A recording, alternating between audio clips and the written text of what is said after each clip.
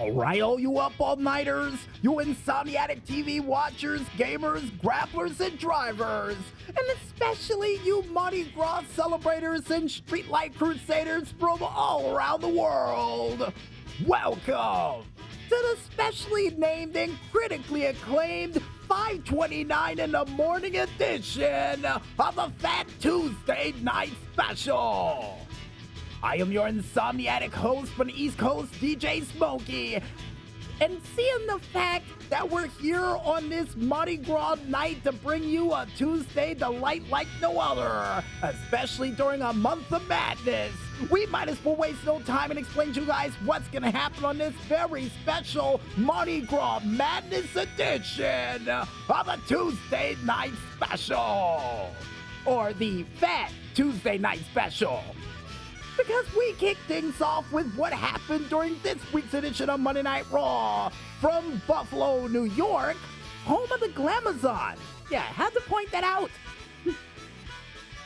Next up on the plate, we go into a very special Nickelodeon Wild Show edition of the As Seen on TV. And apparently, according to Colin the Maestro, a flea is involved with this show. Oh, really? Also, besides that, we check out some video game hits, clips, while scratching that indie itch and checking out some night games from the world of IndieCade for another edition of the IndieCade Triple S Deluxe. Then we find out if Dan the Weatherman Stu's gonna make it here in enough time to be a part of this nightly celebration. Cause according to Carl and the Mice Show, he's still down in New Orleans for another edition of the weather update. Wait, he went to New Orleans, left us here, and is not here for the show? Well, I'm not really that surprised. Then finally, last but not least, and hopefully before Carl and the Maestro tries to go down to New Orleans to find Dan the Weatherman Stu or join him in the festivities, we wrap up this show with another edition of the Indy Report, which is me giving you guys two news stories, followed up by local content information from local artists performing in a local area live near you. And I guess with that said, I might as well tell Carl and the Maestro to kick up the beats, crank out the tunes, and most importantly, put on those masks and get rid of those beads. But not out the window, that's gonna lead to a problem, because it's time for us to bring some fun and delight on your street-lit, moonlit, Fat Tuesday night. Only here, right here, on the Tuesday Night Special. Nay, strike that, folks, the Fat Tuesday Night Special. So let's get this Mardi Gras show started, folks.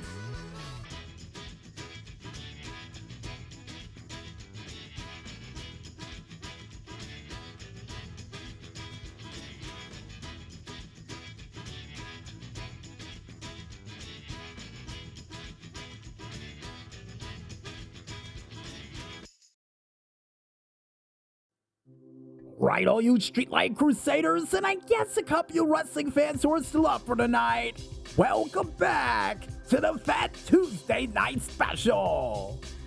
And now it's time for us to find out what happened during this week's edition of Monday Night Raw from Buffalo, New York.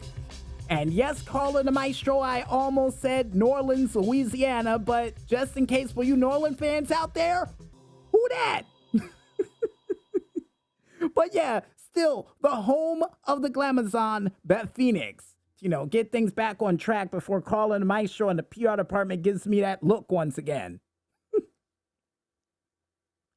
But outside of that, folks, Monday Night Raw would kick off with a very, very, very, very pissed off CM Punk, who would march his way to the ring and immediately tear up the announce table to air his grievances and would say that we might get kicked off of Netflix for this, because it's not going to be fun for any of them, but it's definitely going to be fun for me, and would call it a State of the Union address and would address every single one of his enemies But since his name's CM Punk, it's everybody. So who's up first? And Pat McAfee would suggest The Rock. And then he would say The Rock is a bald fraud and he's not immune from criticism despite him being on the board for TKO. And would say that he marched through hell for these past 10 years to make his way back to get here to do what he loves, and would love to say this all to the face of The Rock, but he hasn't graced us with his presence to do his BS and pretend about caring about this business that gives him goosebumps, all while tapping his arm while saying so. And then he would say that he's never been so delusional to wear a fake title to be the people's champion because he didn't make that up, he earned it. And meaning CM Punk earned the right to call himself the people's champion because he's earned it.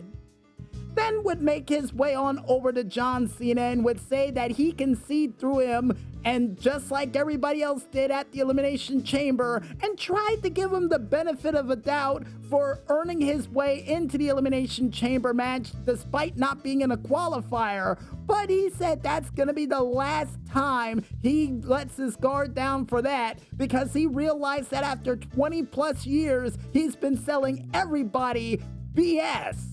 Now, he did say the full word on Netflix, and yeah, we're just gonna try to keep it at least PG-13 around here when Edge, more or less CM Punk going full rated R. Reason why we said Edge is because Beth Phoenix and, of course, Edge being the rated R superstar. But to continue on his tirade on the microphone, he would say that he didn't give up on anyone inside the chamber, but John Cena gave up on himself and everyone else last night, and I'll see you both down the line. And when I do see both of you bald-headed frauds, I'm gonna make you make a wish that I never did.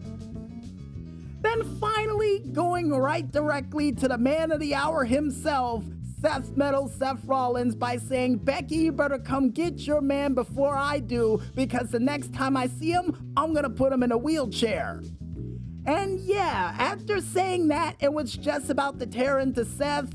What would happen? We would see Seth Rollins making his way to the ring, interrupting Punk once again, leading to CM Punk making a beeline for the entrance ramp and throwing hands immediately in the direction of Seth Rollins on 6 separate occasions, even through the later portions of the night, to the point where we would see Adam Pearce finally making a decision, making a steel cage match next week in Madison Square Garden between CM Punk and Seth Rollins. And do I think that's gonna solve things? No, I don't. But after that bit of a waylay of a melee that almost lasted for an hour, we would see our first match of the night, seeing none other than Otis going one-on-one against the ring general himself, Gunther. And Otis was the one who requested this match and wanted revenge last week for what happened to Akira Tozawa. And Gunther would say that he knows he's strong and people call him a freak of nature, but he just calls him a freak, and belongs in the same category as Jey Uso, who's a clown who tries to entertain the people and doesn't belong in this sacred ring that I call home. And the people are just pitying you. And would say that, even go as far to say that he can't find a belt that fits him, let alone fit the world title around his waist. And would go further by saying that he could be great if he had some self-respect. And how would he show some respect to none other than Otis? By booting him in the face just when the bell rings to kick things off. Only for Otis to make his way back and immediately try to beat the brakes off him. Only for, Gunther to piss him off a little bit more, for him to take him from the inside of the ring outside and pull off a fallaway slam right onto the floor, leading to a slugfest in Budapest between the two after a headbutt and a toss to the wall by Otis for Gunther to come back with a big boot for a near fall. A chop fest in, I guess I was gonna say Budapest, but in Buffalo. It doesn't really rhyme according to Colin Maestro, but nevertheless would lead to a caterpillar for a near fall for Otis. only for a Vader bomb to miss, T-Rex drop kick to hit, but the power bomb would get reversed, leading into a nasty clothesline by Gunther for a near fall. But ultimately, this match would come to an emphatic end once the ring general would get his footing underneath them and would powerbomb none other than Otis to win this match via pinfall.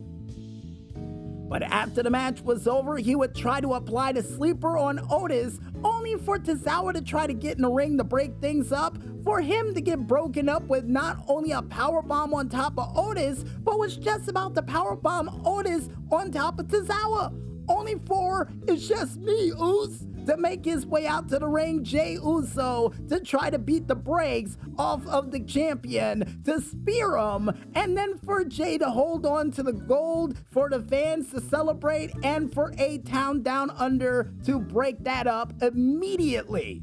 And then for Jey to immediately come back to hit a super kick on Theory and even spear Waller out of his shoes, only for Gunther to take advantage of the situation to put Jey to sleep with a sleeper hold and would hold the title high above his head while having his foot on the back of Jey Uso.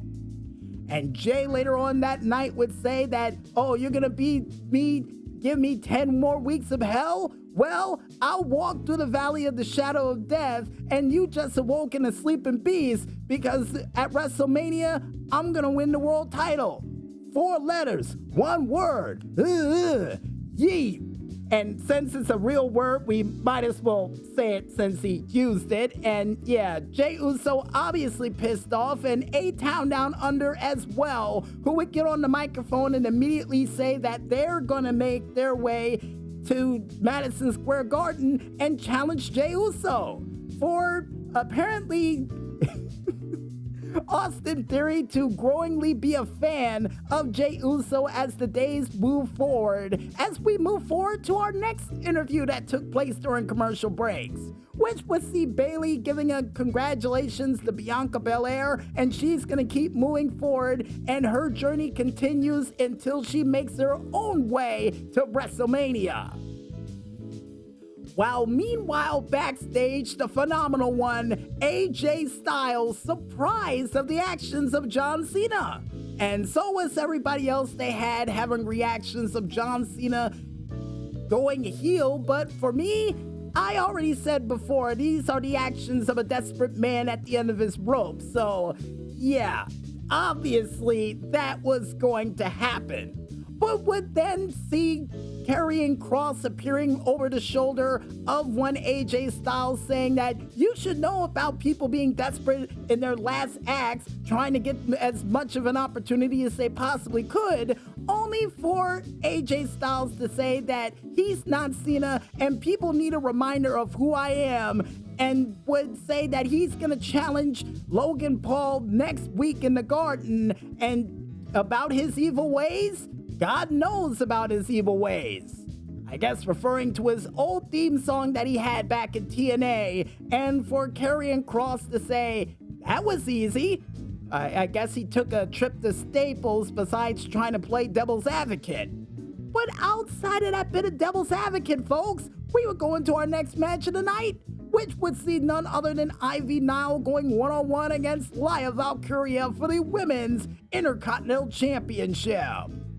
And if you're wondering how this match would kick off, well, with a pissed off Laya Valkyria after last week, little bit of a stunt of disrespect by hitting a front drop kick and would stomp the daylights right out of Ivy Nile over in the corner, even hitting a Northern Lights for a near fall, only to see Ivy Nile work the leg of one Laya Valkyria during this match, starting things off with an avalanche dragon screw, and would repeatedly go after that leg and would even pull off a tornado DDT and a suplex for a near fall. Even seeing none other than a spinning neckbreaker by Laya Valkyria, but tried to go for the Nightwing, but unfortunately her leg would give out for a knee smasher and a nasty and disgusting sit-out powerbomb by Ivy Nile, still for a near fall.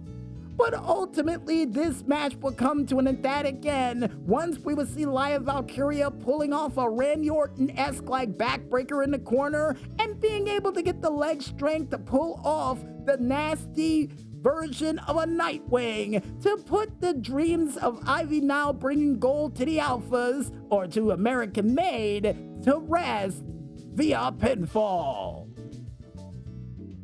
And then immediately after that, folks, inside of the ring, we would see Ludwig Kaiser, who would still want the attention that Penta's been getting over the past several weeks, only for Penta to give him some attention by beating the daylights out of him, not only hitting him with a reverse sling blade, and would even finish things off with a tope con hero, sending Kaiser packing for this week for the year of the Kaiser to be a little rocky for him, especially after getting hit with that.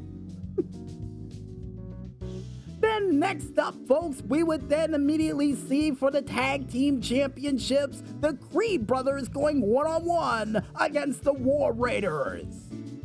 And before this match would kick off, we would see Chad Gable going to Mexico, finding a shady guy in the alleyway, paying $500 to give him the thing that can give him the power to actually beat the luchadors, for, the box to be open and for us to see nothing in it.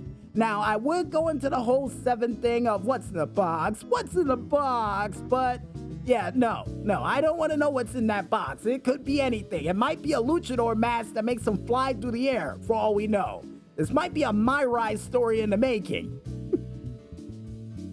But besides that 2K joke, folks, we would see during this match not only Ivar celebrating his birthday by not only getting drop kicked off the top rope, Mark Jindrak style, but even tossed into the stairs for a near fall. Even seeing the Creed brothers hitting a double stalling suplex Ivar for a near fall. The Viking experience to Julius for a near fall thanks to Ivar. And unfortunately, we would even see an angle slam and a 450 splash by Brutus to Eric during this match that still wouldn't end the match. Even a nasty shooting star press reminding me of Brock Lesnar and OVW, or Billy Kidman as we would hear from Pat McAfee, still for near fall. But ultimately, this rematch for a tag team title that got serious would see it come to an end with not only a crossbody on the outside of the ring into the LED boards to Julius, while inside of the ring, Brutus would suffer the wrath of the War Machine for the team of the War Raiders to keep the tag team championships around their waist or over their shoulder, depending to their preference, via pinfall. Then backstage, according to Call of the Maestro, we would get news that Rey Mysterio would return and would say that next week he's gonna be fighting against the New Day alongside with Dragon Lee in a tornado tag match, and would say New Day sucks, and also at the same time that they should have finished the job. And yeah, I got a feeling with Xavier Woods and Kofi Kingston in Costa Rica, they got some bad news waiting for them when they hit back to New York City.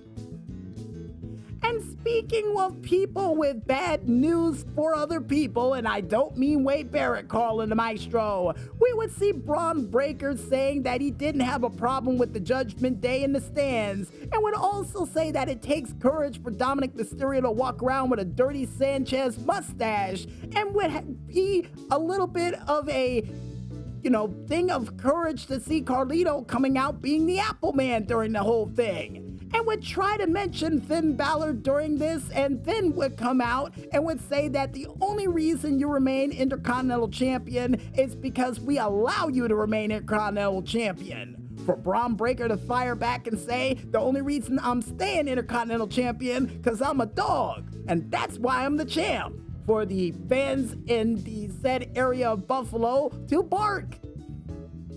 And then Finn would say that he eats rookies like him for breakfast, and in this ring, he's untouchable. Even though you got stomped out of the Elimination Chamber match, but that's outside of the point. Only for Finn to say that he can take that title from him anytime he wants, for Braun Breaker to leave the stands make his way to the ring, only for Carlito to immediately get involved in the business, and we get thrown over to the timekeeper's area. Dominic Mysterio, trying to do a crossbody, gets belly to belly halfway back to New York. Or, further into the boroughs of New York, you know what I mean? Then for Finn Balor to try to continue the assault, or at least make it look good, by pulling off a sling blade and a stomp, but would get immediately caught with a press slam, gorilla press slam, power slam combination, and would avoid a spear, thanks to Dominic Mysterio. But Braun Breaker would realize that, there's still one member of the Judgment Day out here, so I'm gonna handle that. See you later. And after giving the double salute, he would immediately run around the ring and spear the daylights out of Carlito, to the point that you would even see Michael Cole checking up out of the table saying, still trying to do commentary and look over at that car wreck over on the side of the ring, and yeah, it did not look good at all. At all. But besides that car wreck on the side of the ring, folks, the next match of the night would see our main event of the evening, which would see none other than Io Sky going one-on-one against Rhea Ripley for the Women's World Championship. Now, prior to this match, Bianca Belair refused to answer any questions about what happened when Jade Cargill showed up at the Elimination Chamber, and would say that she's here to find out who in the world is she gonna fight on the grandest stage of them all at WrestleMania. And during this match, she would definitely get her answer, because not only we would see Rhea pulling off a nasty slam off the apron in a suplex combination for a near fall. Even a Northern Lights suplex by none other than Rhea Ripley for a near fall. Only for Io to respond back with a missile dropkick for a near fall, and even a victory roll stomp during this match, still not enough to end it. And after countering a move of none other than Io into a wheelbarrow slam, still a near fall. Big boot that sent Io off her shoes, still a near fall. For Io to seek help from the members of Damage Control by pulling off a penalty kick in the corner. Insane elbow, still for a near fall, and also an Oscar lock. No dice. Avalanche back suplex by Rhea, still a near fall. Even the over-the-moon salt for Rhea to be on her back to still count as a near fall thanks to her foot being on the ropes. But ultimately, this championship match of the year would come to an emphatic end, as Rhea would take her eye off the ball and would decide to push Bianca on the outside of the ring, because Bianca was cheering for Io at ringside. And then we would see a back and forth push fest that technically would have led to a disqualification, but the referee yelling at her to get back in the ring and finish the match, for Bianca to say, "Why don't you finish it?" And then Rhea would say, "Yeah, I'll finish it." And as she took Io to the top rope for a avalanche version of a Riptide that won her many NXT championships in the past, she would make the vital mistake to tell Bianca in showboat fashion, "I'll see you at WrestleMania, Bianca." And yeah, my sister tells me all the time, when I showboat, it leads to immediate failure. This would be the same case, because as she lifted her up to rip her right out of the WrestleMania picture, we would see Io countering with a Frankensteiner and go over the moon salt to be over the moon 3 seconds later, after she would win the Women's World Championship via pinfall. And after winning the said championship, you would see Io thanking everybody, celebrating with the championship belt, and a very frustrated Rhea saying some very questionable things outside of the ring and being mad at herself, letting that opportunity slip through her fingers for Raw to close out for this week. Wow. And one thing that I didn't see coming this entire week is Io winning the World Championship with less than 46 nights away from the grandest stage of them all. But a big congratulations to Io, but this leaves more questions than answers. What's going to happen to Rhea on the road to WrestleMania? Is she going to be able to get a rematch for the championship, turning it into a triple threat? Will Seth Rollins finally settle his grievances in Madison Square Garden next week? And will New Day get their comeuppance fresh off their Costa Rica vacation? And who else will try to make a name for themselves as we inch closer and closer to the grandest stage of them all? Well, we'll find that out next time on another exciting Road to WrestleMania edition of Monday Night Raw. But until then, folks, I think it's time for us to go grab a glass of water, and when we return, we'll be back with more of the Tuesday Night Special right after this. So don't go out to the Mardi Gras parade just yet, folks, and stay tuned.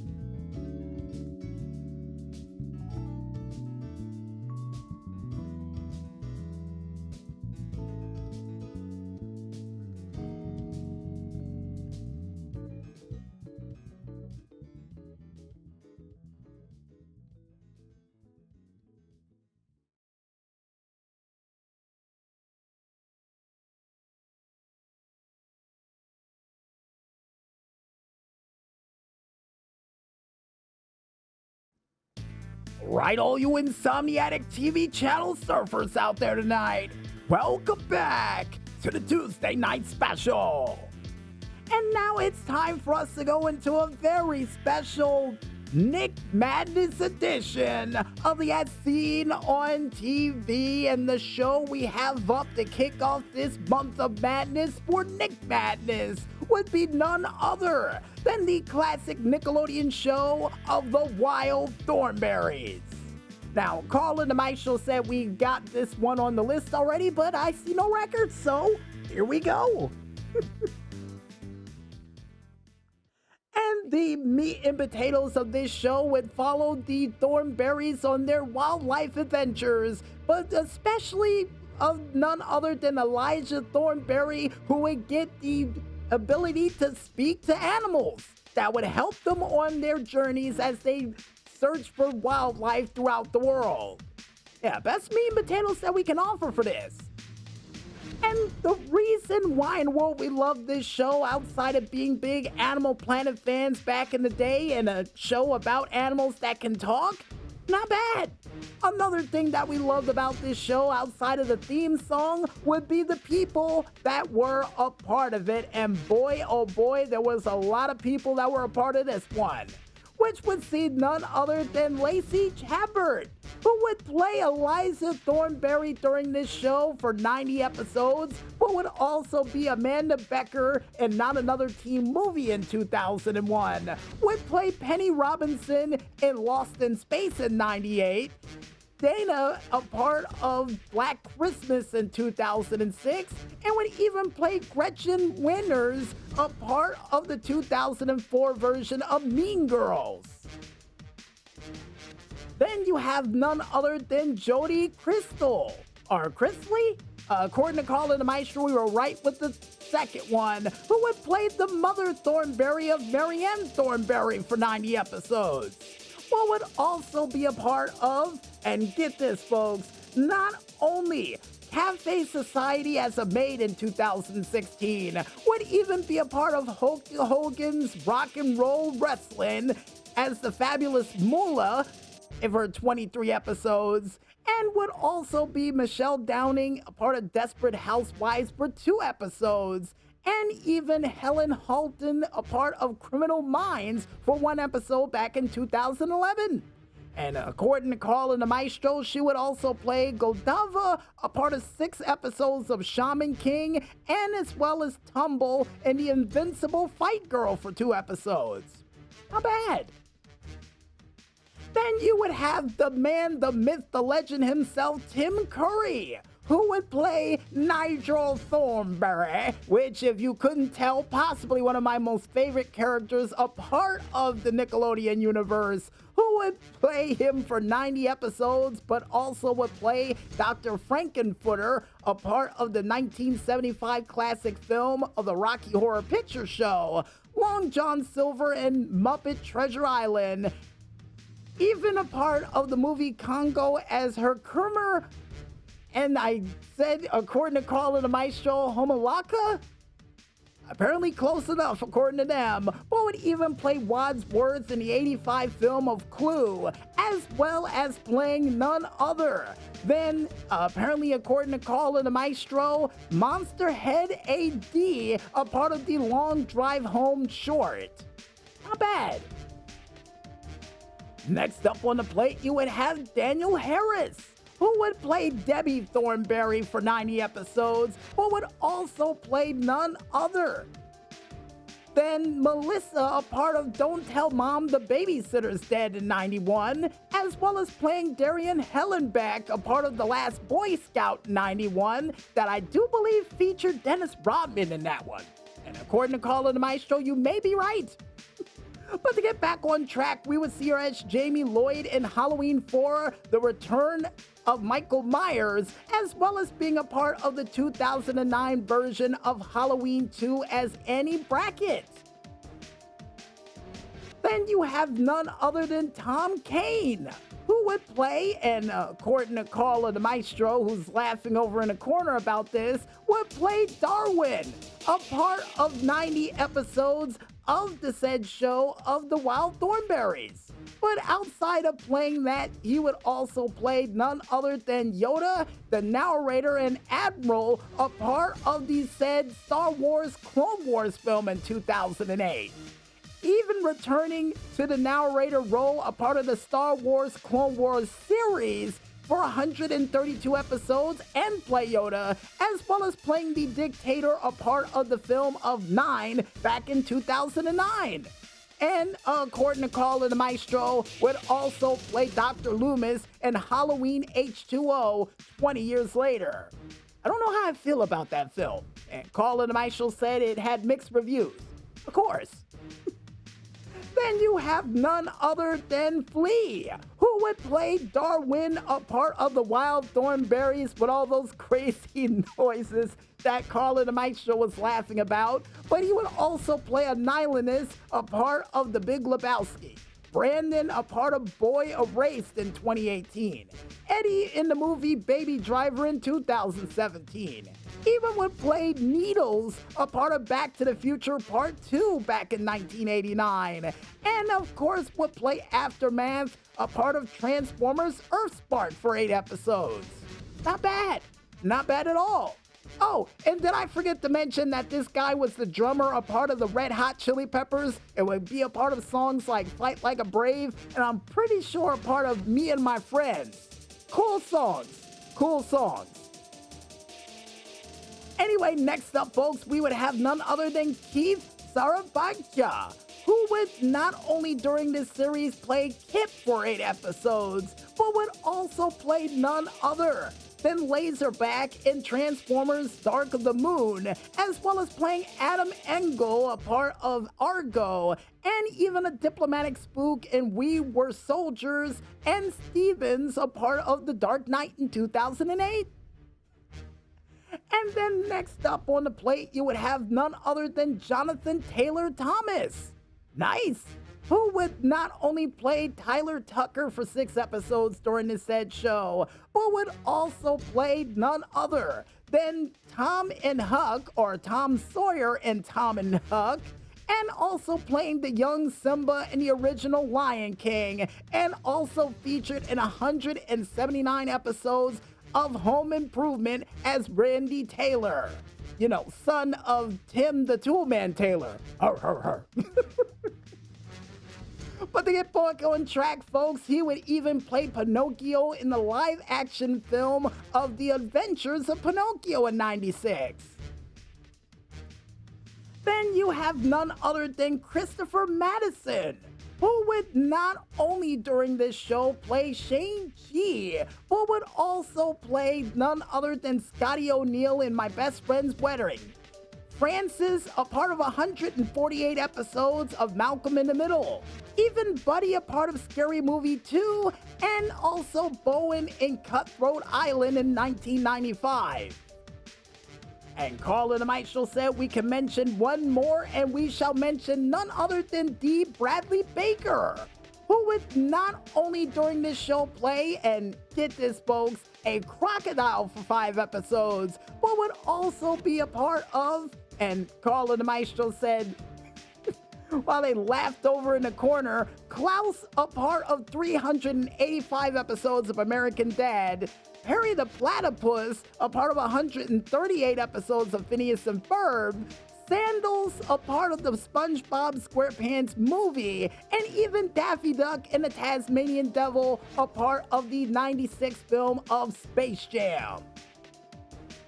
Now, one of my favorite episodes for this show would have to be the one where Elijah would actually disrupt the ecosystem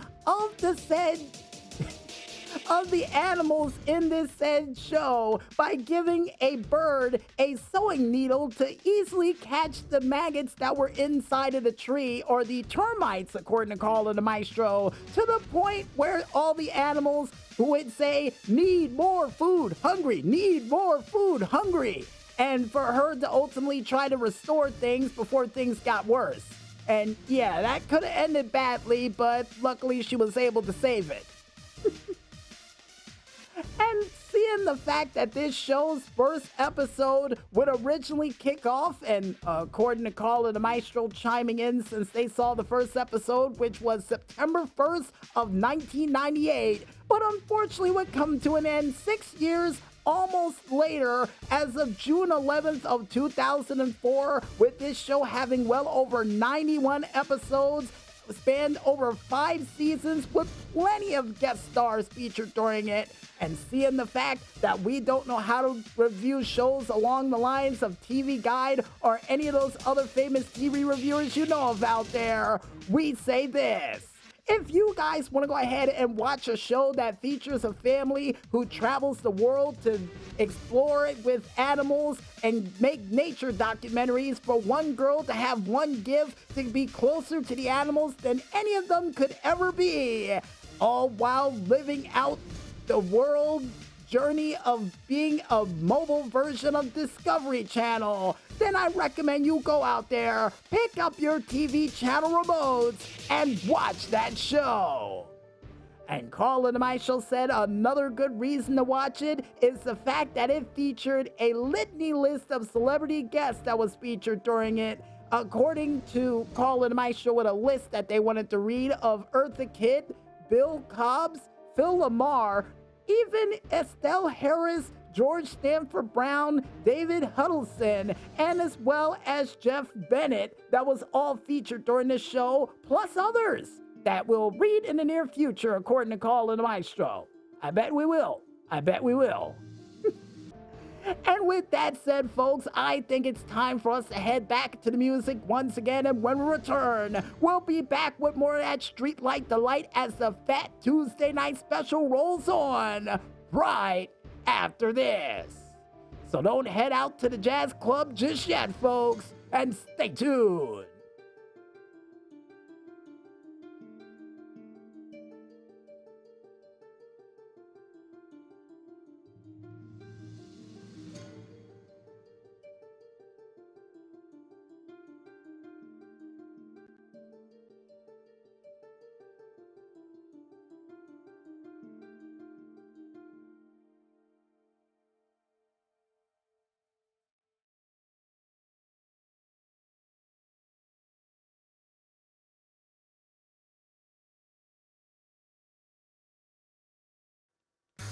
And we're back with the Insomniatic Show that is celebrating Mardi Gras alongside with those out in New Orleans, but in Music Village headquarters, only known as the Tuesday Night Special.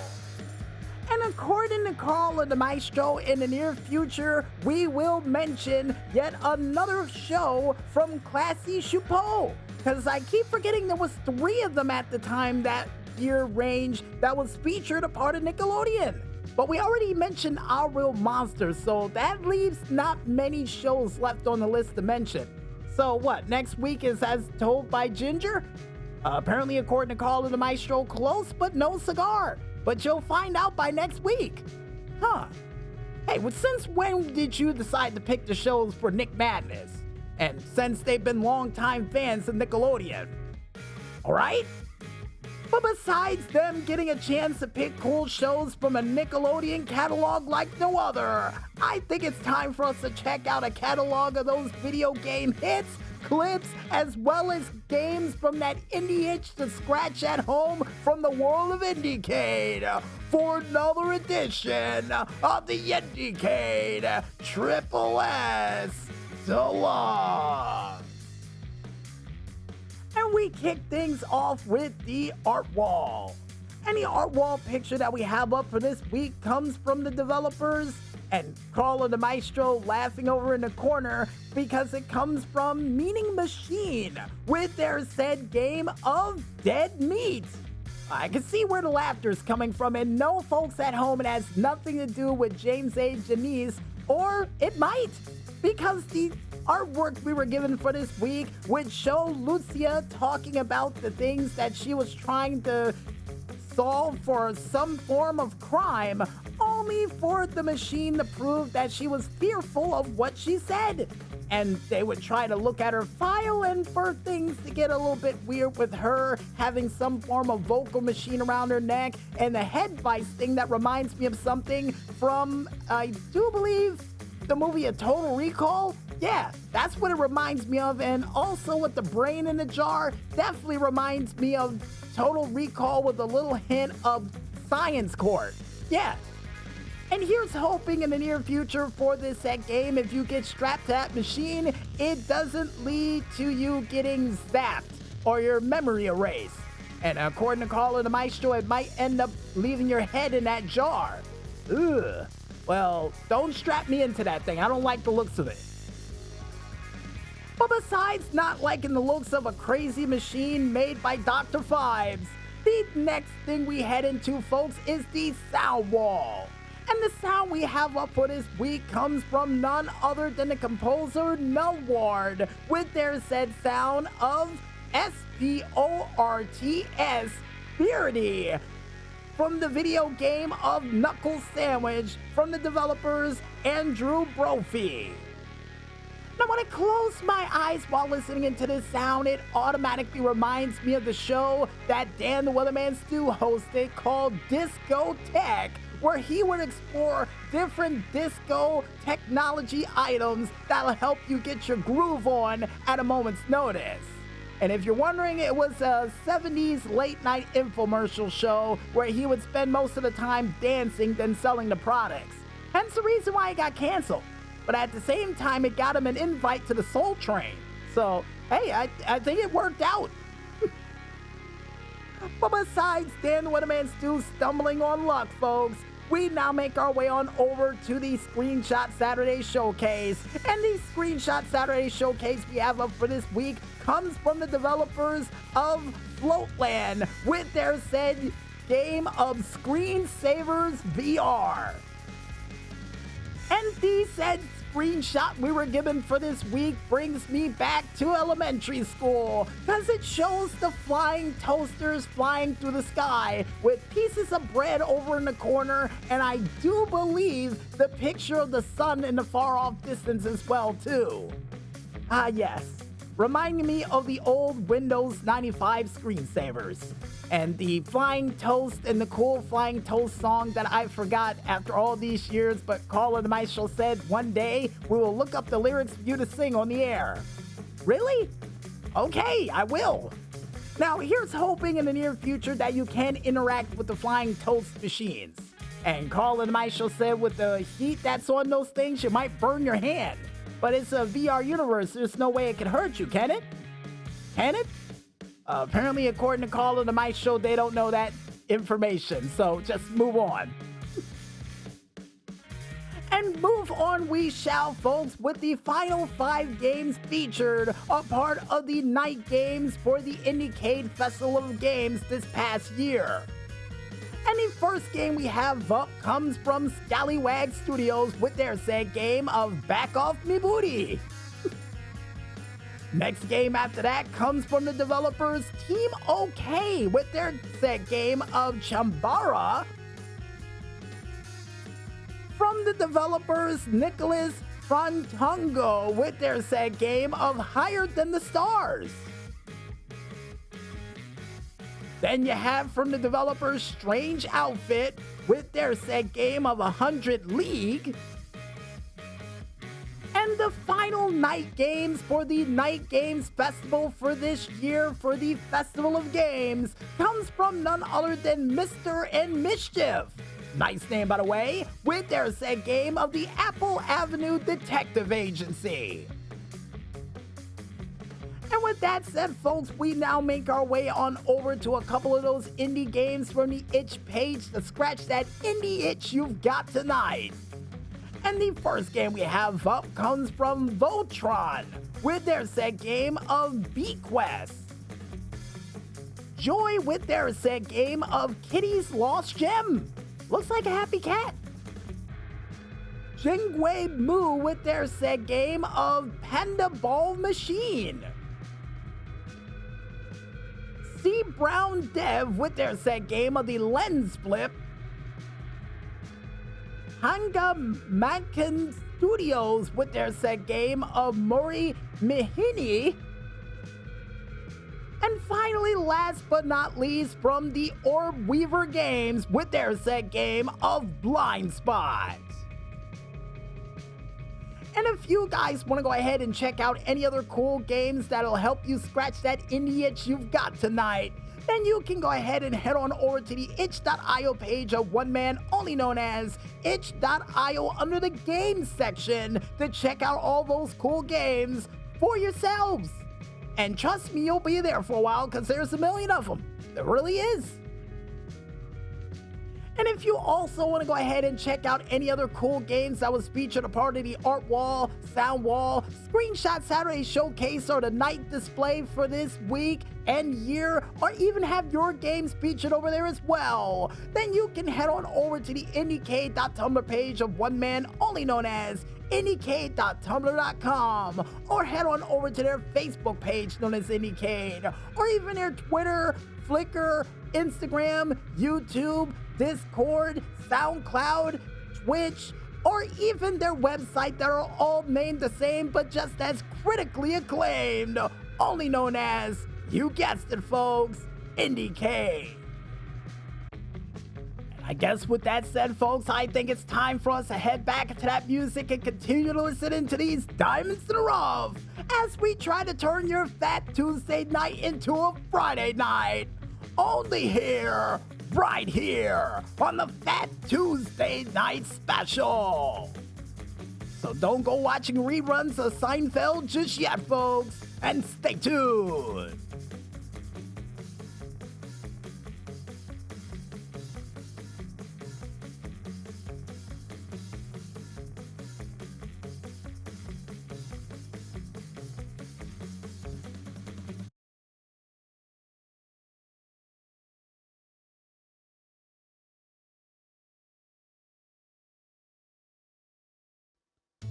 Right, all you Streetlight Crusaders, welcome back to the Tuesday Night Special. Now, according to Carl and the Maestro, and I find this absolutely hilarious after doing this for well over 11 years, apparently now WWE has a Raw Recap. Well, how about that? You know, I find it funny that they finally did that, but hey, whatever. We've been doing it longer, but we'll leave it alone. Well, besides leaving that thing alone that Carl and the Maestro brought to my attention, I think it's time for us to find out what sort of weather we can expect for this week with a very overly dressed and covered in beads man himself, none other than Dan the Weatherman Stu, here to bring us the 5-day weather forecast for this week. Dan the Weatherman Stu, the microphone is all yours, and you look absolutely ridiculous with that suit that reminds me of something from out of Seth Rollins' closet.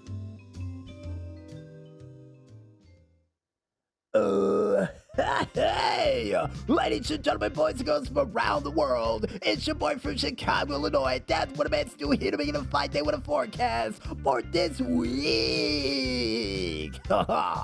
And Dan the Weatherman still might look ridiculous, but I got a chance to ride on the parade float. Second year in a row. Wait, second year in a row? So you're telling me that time last year around this time, you were actually able to make it back to New Orleans in enough time to be on that parade float? Correct, DJ Smokey! And they loved every minute of it!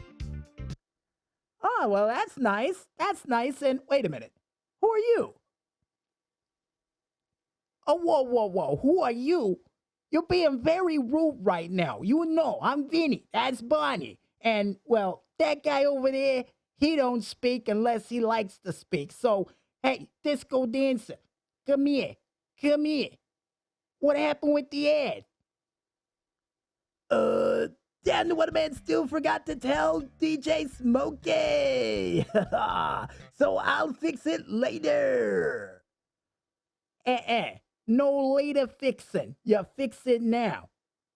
Why won't you go ahead and talk to Barney over there while me and DJ Smokey talk a little business? Excuse me. All right, DJ Smokey, what do you think?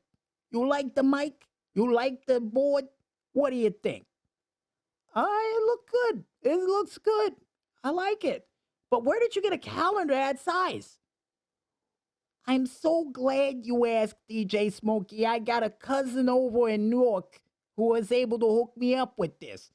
And as an added bonus, the mic stand as well too.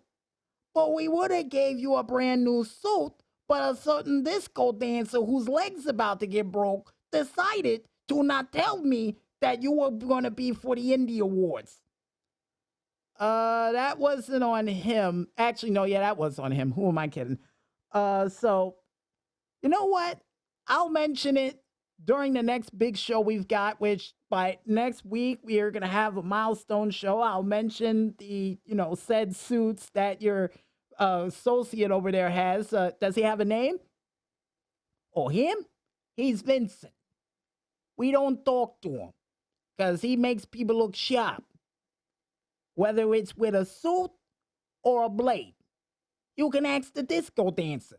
Hey, buddy, hey, buddy, hey. As much as, this would be a fitting end for this guy who owes you guys a lot of money, I need him here to tell the weather. So could you please put down the giant oversized blade off his neck and get him over here to do the weather? Yeah, that's all I'm asking. That's all I'm asking. Put down the knife and the bat and the brass knuckles and the cue ball for whatever reason you were going to use that for. And just get him over here so he can do the weather. That's it. Jeez. Absolutely ridiculous. I mean, he owes you guys a lot of money, I understand, but there's no need for violence. All right. Tough situation with that. But for tonight, that's right, Tuesday night. Mardi Gras. Because it's going to be a high of 37. Cloudy skies all around with winds going south at 2 miles per hour. And on Wednesday, here comes the rain. Because it's going to be a high of 56, low of 45. Rainy skies all around with winds going south, southeast at 15 miles per hour. And on Thursday, another partly cloudy day and windy for you. Because it's going to be a high of 50 degrees, low of 29. Partly cloudy skies with winds going west at 15 miles per hour. And on Friday, start of the weekend, baby. Because it's going to be a high of 48, low of 31. Mostly sunny skies with winds going west, northwest at 18 miles per hour. And on Saturday, the time warp begins. Because it's going to be a high of 43, low of 24. Partly cloudy skies with winds going north, west north at 13 miles per hour. Hey, that's west northwest. I mean west northwest. And on Sunday, not a sunny day at all. Cause it's gonna be a high of 46, low of 36. Partly cloudy skies with winds going west at 11 miles per hour. And now you know, cause I've gotta go, because I am Dan the Wonder Man Stu and I am through for the Weather Broadcast for this week. And now back to the man who saved me from the guy with a knife in his hand, DJ Smokey for the Tuesday Night Special on Fat Tuesday.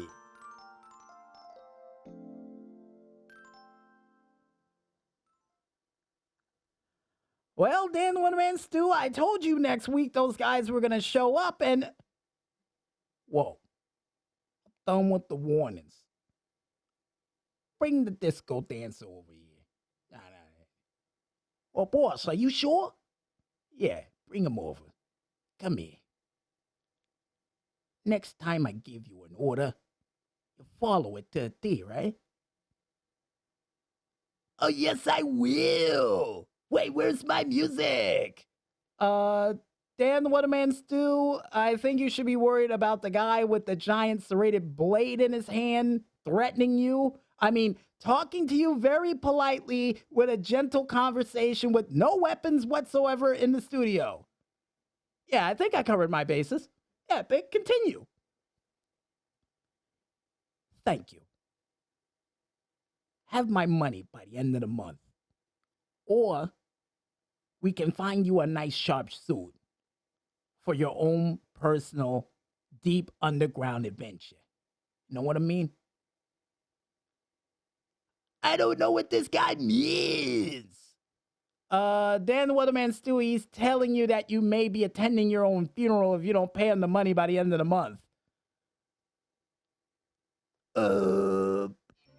I think I left it in my house. Wait a minute, where's the music? Dan the Weatherman Stu, I said you shouldn't be worried about that music. You should be worried about the money. Wait a minute, I got the button right here. There it is. Dan the Weatherman Stu out. That's why I needed to run. Hey, Dan the Weatherman Stu. Oh, and he's gone. For a guy who owes us a lot of money, he is very fast. Vinny, Bonnie, get the truck. We're going on a hunt. Hey, sure thing, boss. I see you later, DJ Smokey. I'll be on for another video game story in the future. I said, get the truck and get the truck now. Oh, okay, boss. Alrighty then. Man, you know, it's moments like these that make me glad that I don't own or, owe people, loan sharks money. And with that being said, I think it's time for us to go back into the music as Carl and the maestro try to, compose themselves after what just happened. And when we return, we'll be back with another edition of the Indy Report right after this. So don't head out on that parade float just yet, folks, and stay tuned.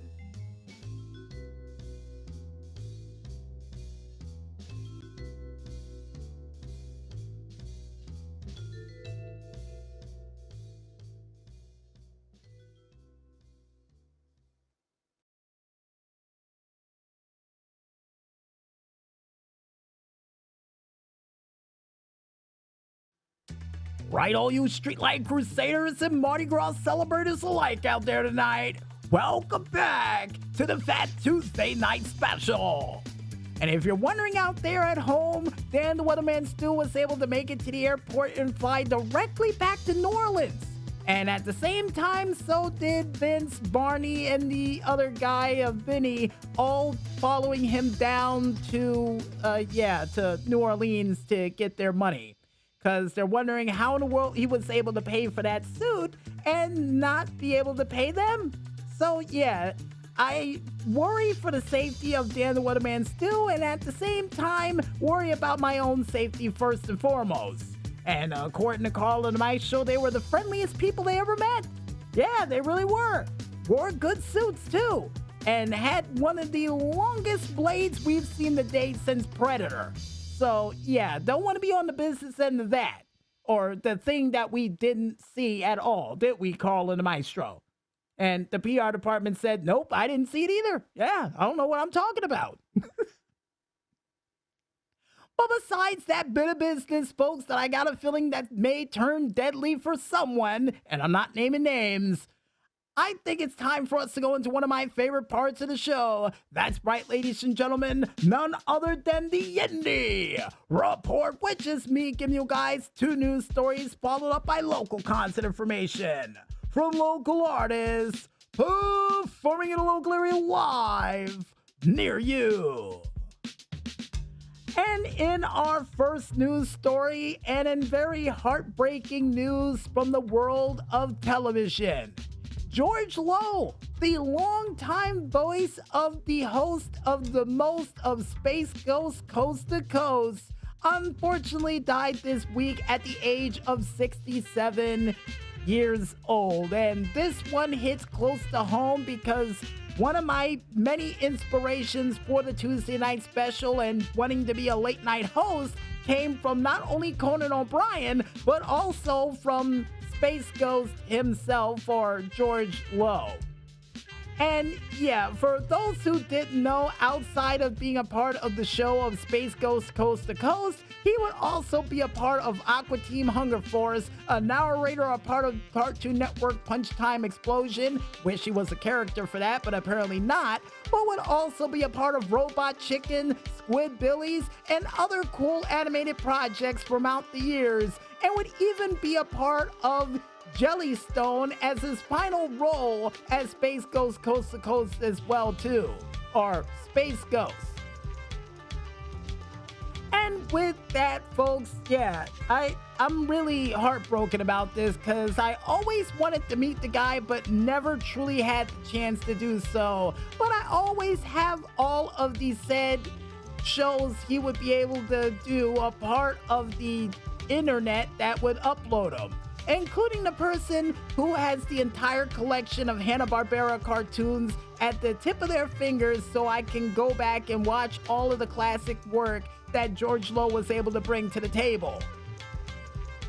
And we here at the Tuesday Night Special would like to say, on behalf of George Lowe, aka Space Ghost, may your work live on forever, and may you forever rest in peace.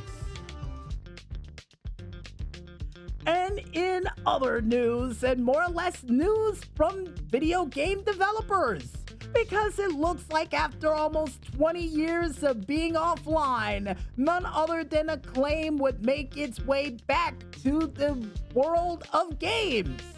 And from none other than, and I can't believe this part, Jeff Jarrett as an advisor for the said company for Acclaimed.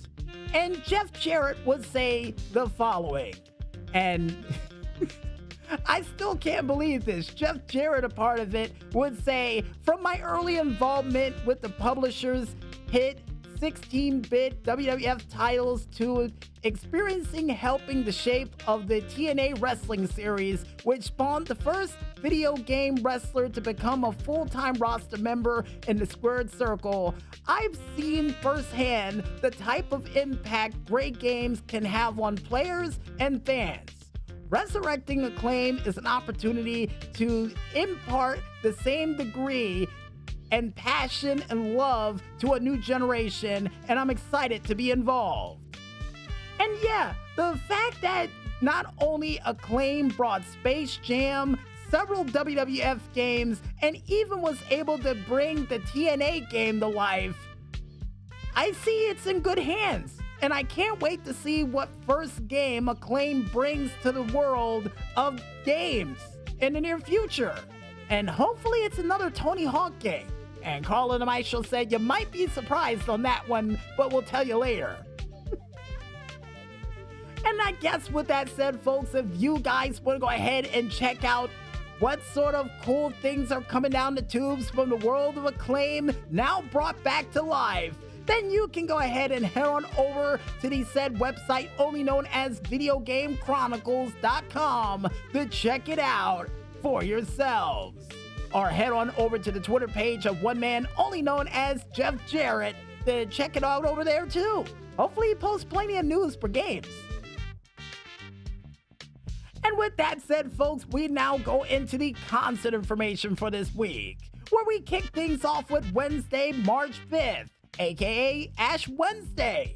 And the first band we have up is the Castaways, who's going to be performing at the Laguna Bob in South Padre Island, Texas. At 2 p.m., Rock Island is going to be performing at the Laguna Bob in South Padre Island, Texas. At 5 p.m., Chad Hoffman is going to be performing at the Parker's Grill and Tavern in Avon Lake, Ohio.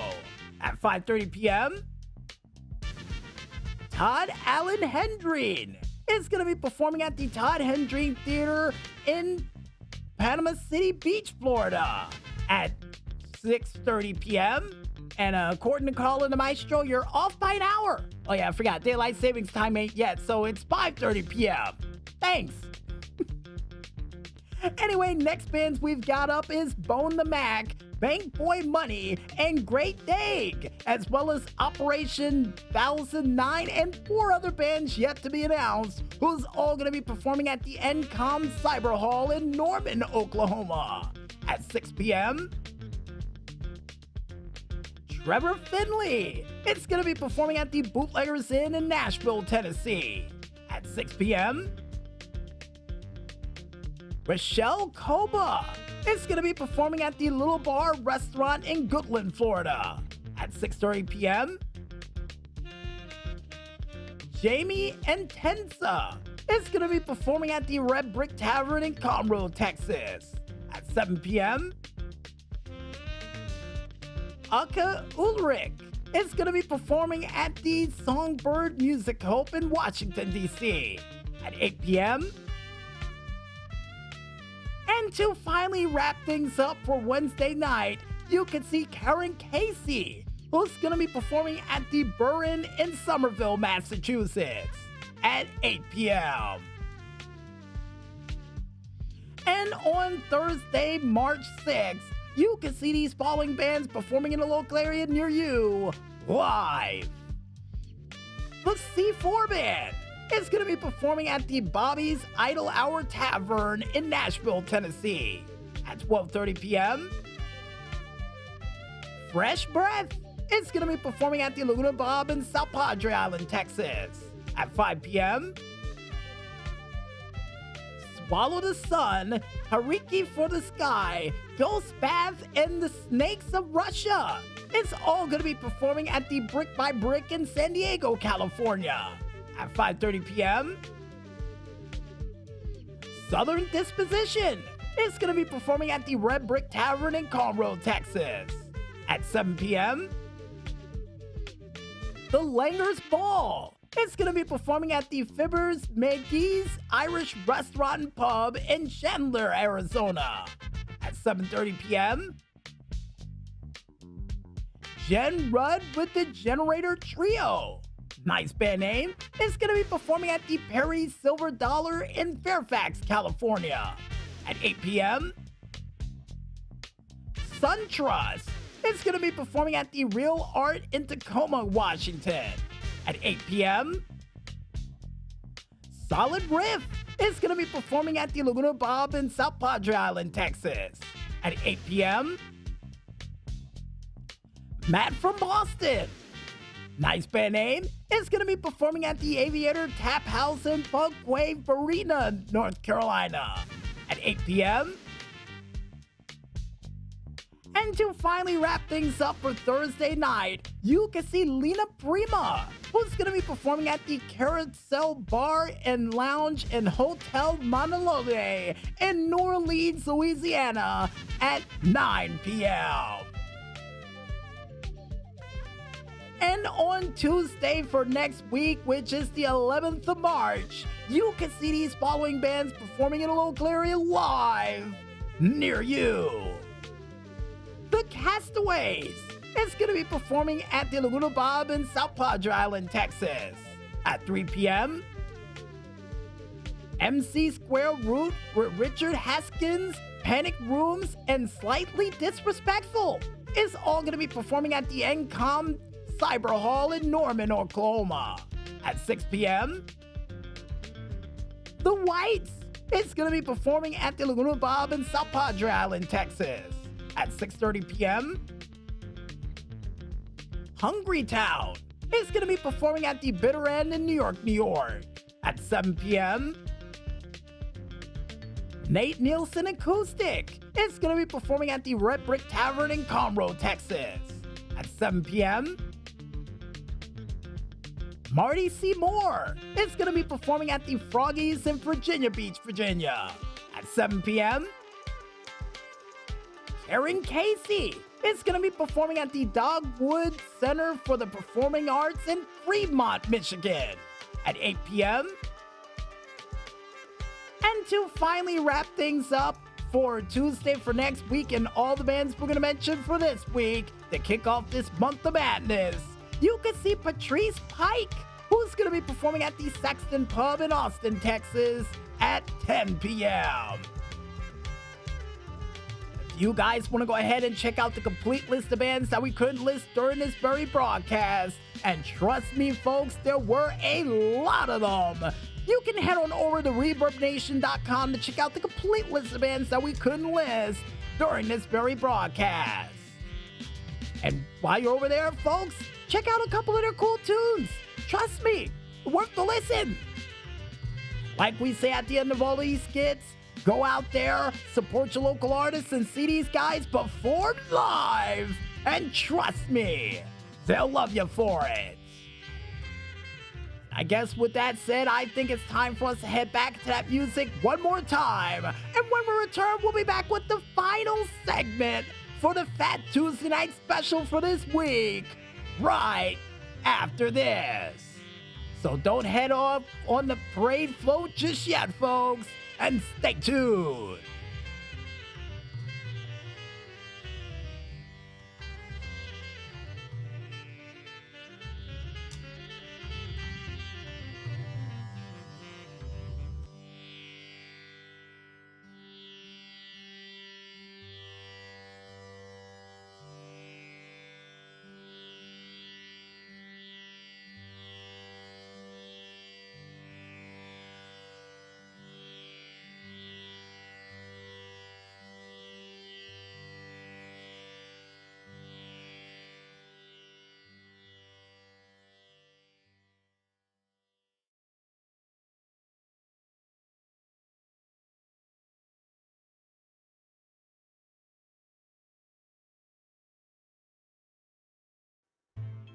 Well, all you Streetlight Crusaders, seeing the fact that we ran fresh out of Streetlight Crusading oil and we've got to help Dan the Weatherman's dude down in New Orleans with that parade float, we might as well bring the Tuesday Night Special for this week to an emphatic close.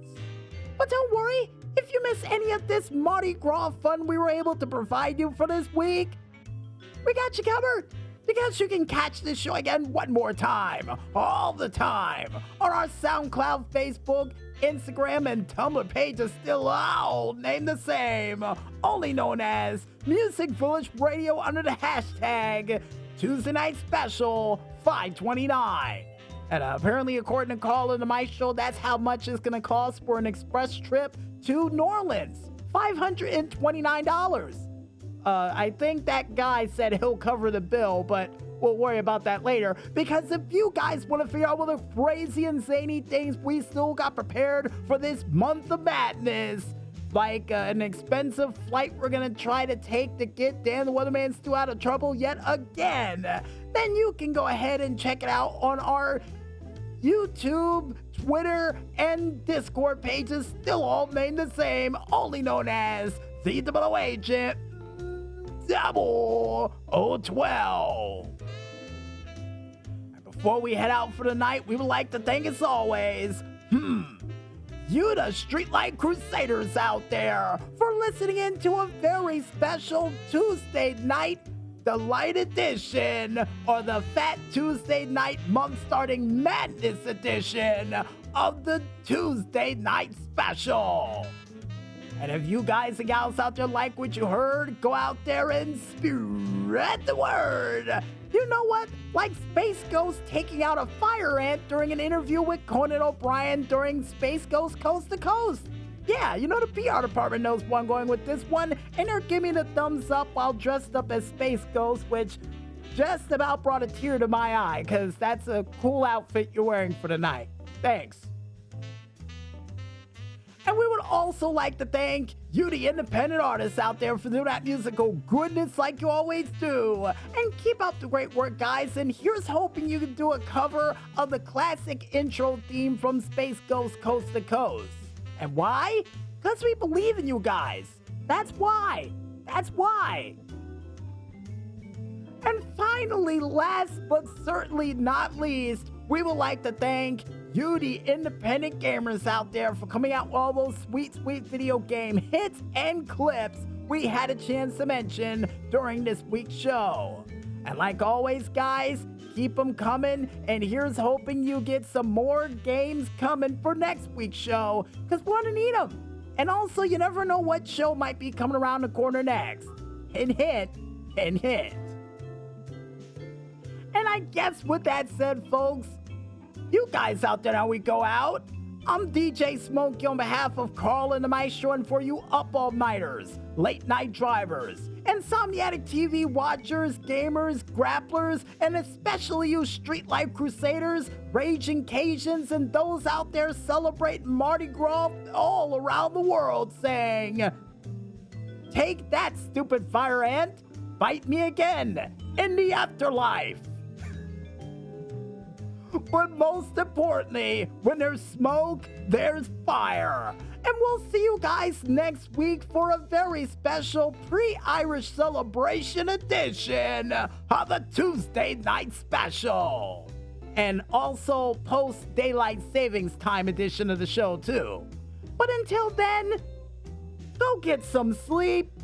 Happy Fat Tuesday, and good night, everybody.